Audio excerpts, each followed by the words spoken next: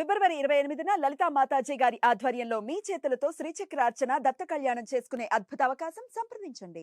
నమస్తే, welcome to Suman TV. నేను పద్మిని. ప్రస్తుతంతో పాటు ప్రముఖ ఆధ్యాత్మికవేత్త, వాస్తు జ్యోతిష పండితులు, లలిత ఉపాసకులు, వాస్తు జ్యోతిష శిక్షణ నిపుణులు బ్రహ్మశ్రీ నానాజీ పట్నాయక్ గారు మనతో పాటు ఉన్నారు. మాట్లాడదాం సార్. నమస్తే సార్. శ్రీమాత్రే నమః. సార్, పాల్గొన పౌర్ణిమ వచ్చేస్తోంది. మార్చి 3వ తారీఖున పౌర్ణమి, మంగళవారం పౌర్ణిమ. అయితే ఆ రోజున చంద్రగ్రహణం ఉండబోతుంది, అందరికీ తెలిసిందే.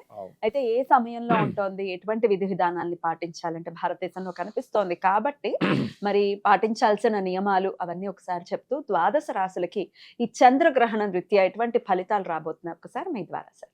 మనకి భారతదేశంలో కనిపిస్తుంది కానీ అది స్వల్పంగానే కనిపిస్తుంది.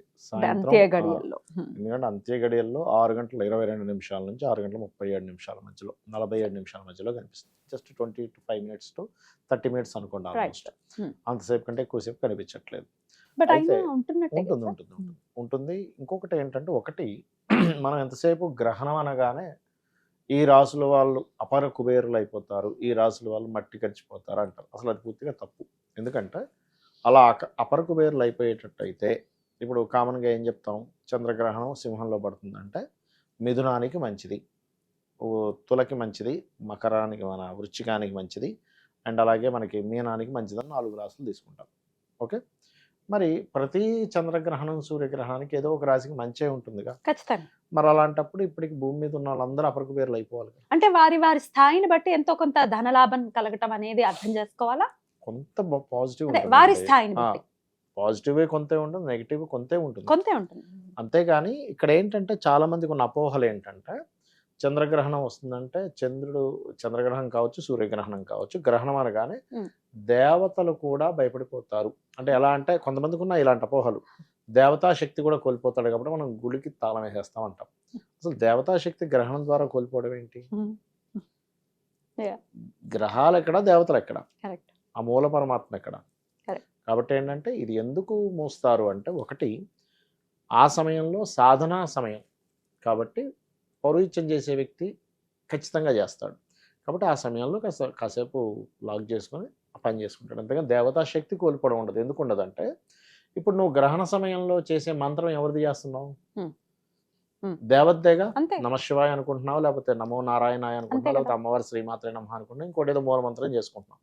మరి దేవతా శక్తి కోల్పోయేటట్టయితే మరి ఆ సమయంలో చేసే మంత్రం ఖచ్చితంగా ఇంకేమి ప్రయోజనం లేకుండా ఉండాలిగా. సింపుల్ లాజిక్ ఆలోచిస్తాయి, అంతే కదా. అయితే ఇక్కడ ఏంటంటే, మరి మంచి చెడులు చెప్తుంటారు కదా, అంటే కొంత ఎఫెక్ట్ ఉంటుంది. అది కూడా గ్రహణం రోజు నుంచి 40 రోజుల పాటు ఉంటుంది దాని ప్రభావం. దాని తర్వాత ఇప్పుడు 3వ తేదీ గ్రహణం వస్తుంది సాయంత్రం పూట అనుకుంటే, సరిగ్గా 3 నుంచి నెక్స్ట్ మంత్ 3కి ఒక నెల అవుతా, అక్కడ నుంచి ఇంకో 10 రోజులు అంటే 13వ తేదీ అంటే ఆల్మోస్ట్ మనకి ఏప్రిల్ 13, 14 తేదీ వరకు దీని ప్రభావం ఉంటుంది. ఏ రాసుల వారికి ఎటువంటి ప్రభావం ఉంటుంది అని చెప్పి చూసుకుంటే, మనం చూడండి, గ్రహణ సమయంలో గర్భవతులు జాగ్రత్తగా ఉండాలంటారు. ఇది మేషం వారు ఉండాలి. ఎందుకంటే మేషము వారికి 5వ స్థానంలో గ్రహణం కాబట్టి వీళ్ళు గర్భం దాల్చినటువంటి స్త్రీమూర్తి ఎవరైతే ఉన్నారో కాస్త జాగ్రత్తగా ఆ టైంలో కాస్త ఏవి కట్ చేయకుండా కొంచెం లేత నెలల్లో అయితే ఇంకా జాగ్రత్తగా ఉండాలి. 8-9 నెలలు అయితే అంత ఉండదు, కానీ ఏదైనా స్టార్టింగ్ స్టేజ్ లో ఉన్నప్పుడు దాని ప్రభావం ఎక్కువగా ఉంటుంది. నిర్ణయాలు తీసుకునేటప్పుడు కాస్త కదలకుండా ఉంటే మంచిదండి. అంటే మరీ కదలకుండా, అస్సలు కదలకుండా అని కాదు, కొంచెం ఆ టైంలో ఏవో కత్తెరతో కట్ చేయడము ఇలాంటివి చేయకూడదు అంటారు. ఇక వృషభం వారు ఏ విషయాల్లో జాగ్రత్తగా ఉండాలంటే, వృషభం వారికి న్యూట్రల్ గానే ఉంటుంది, పెద్ద ప్రభావం ఏమి ఉండదు. కానీ ఈ భూమి ప్రాపర్టీ రిలేటెడ్ తీసుకునేవి, లేకపోతే ఏదైనా ఒక సంస్థ నిర్మాణం చేసే విషయాల్లో దూరంగా ఉంటే మంచిది. గృహప్రవేశాలు ఇట్లాంటి వాటికి దూరంగా ఉండాలి. మిథునం వారికి 3లో గ్రహణం మంచిదే. దేనికి? కార్య సాధనకు మంచిది. అంటే మనం ఏదైనా ఒక ప్రయత్నం చేస్తున్నాము, 3లో గ్రహణం పట్టడం మంచిది. అంతేగాని వెంటనే ఒకటేసారి 1000 కోట్లు కలిసి వచ్చేసేవు అంటే ఈ అపోహల్లో ఉండదని చెప్తున్నాను నేను. ఓకే, అలాగే కర్కాటకం వారికి గ్రహణ ప్రభావం ఉంటుంది, 2వ స్థానంలో ఉంది కాబట్టి కుటుంబ, మానసిక, ధన సంబంధించిన విషయాల్లో జాగ్రత్తగా ఉండాలి. అండ్ సింహం వారికి ఏమిటి అంటే, రాశిలోనే పడుతుంది కాబట్టి వీరు కొంచెం ఆధ్యాత్మిక చింతన విషయంలోని కొంచెం రాంగ్ దీనిలోకి వెళ్ళిపోతారు ఒక్కోసారి. లేదా ఒక్కోసారి ఏదైనా చూడండి, మనం మెడిటేషన్స్ చేయడం ఎక్కువ చేస్తుండాలి.